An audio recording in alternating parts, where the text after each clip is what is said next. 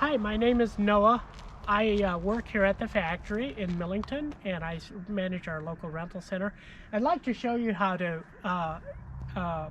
run one of our firewood processors. This is one of our SC16 rental units. And we'll start out by showing you the toolbox contents. I'll show you exactly what's in here. There's everything in here that you might need. This is the fuel tank cap. We require that you fill it up with diesel fuel, if it's a diesel, when it comes back from rental. We have extra chains. We have a gallon of bar and chain oil. We have a hard hat. We have a spare bar, as well as a couple spare parts in case you might need anything. There's a couple master links in there. Now, we do ask that you kindly do not sharpen the chains. We try to provide enough chains that you don't need to waste your time sharpening chains. We know that when you rent the machine, you'd much rather spend your time cutting wood, so we trust there's enough chains in there to cover for your rental needs. If you need any more, feel free to ask. So those are the toolbox contents. We also ask that when you bring the machine back that you would power wash it so that it's nice and clean as it is right now for the next guy that wants to rent the machine. I'm going to show you the oiler, the bar and the chain oiler. It can be a little challenging, especially when it's really hot during the day and cold at night, this time of the year, in the fall, in the spring. So as a general rule, when your valve is closed, this is the oiler valve, you'll want to open it about 1/8 of a turn. And the goal is so that you'll see a fine mist appear off of the chain when the chain is initially engaged. So I'm going to show you the how to change the bar and the chain when your chain gets stalled. The indications of a dull chain is you'll notice that the down pressure, it takes more down pressure for the chain to cut through the log. You may also notice that everything is working just fine, and all of a sudden it wants to cut in 2-3 inches, and the chain keeps spinning, but it doesn't cut. At that point, the best thing to do is simply stop the machine and change the bar and the chain, and it'll give you fresh cutting performance. To change the bar and the chain, open the side door. There are 2 nuts here that will need to be taken off. You'll need a 9/16 open-end wrench. I like taking the nuts off, popping them on the door magnet so I don't lose them in the sawdust.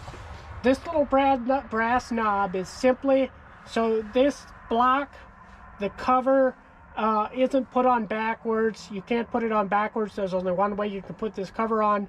This is just a knob. There's no adjustment or anything. You grab all of that, take it off.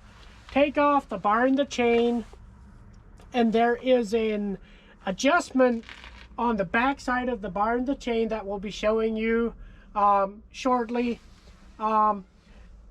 This little adjustment bolt, you'll need a 7/16 open-end wrench, and by turning that clockwise, it will tighten the bar and the chain. You want the chain to be very snug, tighter than a chainsaw. If you notice, I'm grabbing it with my thumb and my forefinger, and I'm pulling on it, and you should just be able to pull it just out just a little bit. So it needs to be tighter than a chainsaw.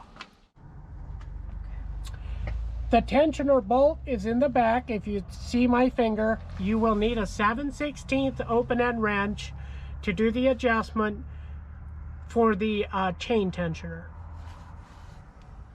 The machine comes standard with a 4- and 6-way wedge in a rental, and if you look on the bottom side, there is a pin with a slot. Pull the pin, and now the wedge is accessible. You'll need a strong person. Certainly shut off the engine by all means. You can either use a chain and a skid steer, or you can get in there and pull it out by hand, and then the other one gets put in. And if you look, again, it's a simple pin. The other wedge is located in the front of the machine, as you can see. And it's very important when the other wedge is put in that it is put in properly with a safety pin going through the slot. That will hold it in place during transport. For the conveyor setup, on either side of the conveyor, take the pin, pull both bars. This one lays on its side. This bar will lay in the holder. This just drops, hangs by the lanyard. Do that on either side. This one hangs. This one goes in the holder. This one hangs. Loosen the safety chain. Making sure the safety chain does stay attached to that. Turn the key to on position, and then using the little switch on the left side of the control panel, push it on the outward side. That will unfold the conveyor. After the conveyor is laid out, attach the two toggle clamps and then bring it up to your optimum height. Now there's two things you want to keep in mind. Number one, these machines cut very fast, so before you know it, you'll have a nice sized pile of wood. Always maintain 2 firewood lengths of distance between the pile and the conveyor, since that is going to keep your conveyor belt from hitting your pile of firewood, wearing those out prematurely, costing you money, devaluing the machine. The other thing to keep in mind is it's very easy to let the pile build up and just keep pushing the conveyor higher and higher. But as pieces of wood start tumbling back down, that will also tear the cleats. It can tear the cleats, wear the belt prematurely.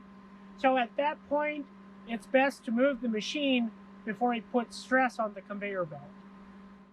We are setting up the live deck at this point. There is a safety pin here that you want to pull. At this point, you will start the engine, since it does use hydraulic power to lower the deck.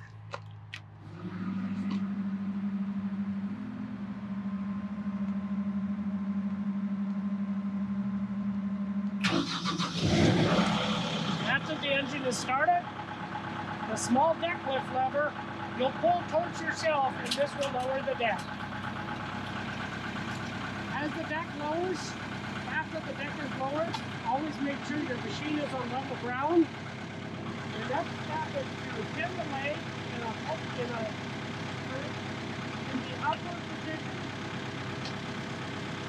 Be sure to fasten the safety pin with the cable behind the deck leg so that the log does not pinch the cable. And then you'll do the up and down adjustment of the leg, bring the leg down, and then position in whatever hold is the closest for that. This is a brief over of the control panel. To start the engine, turn the key. When you see the 0 RPM on the screen, push the green button once.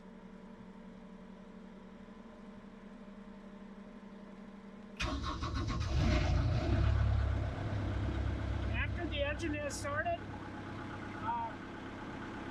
let it run for a couple minutes. Hit the rapid twice for the maximum RPMs.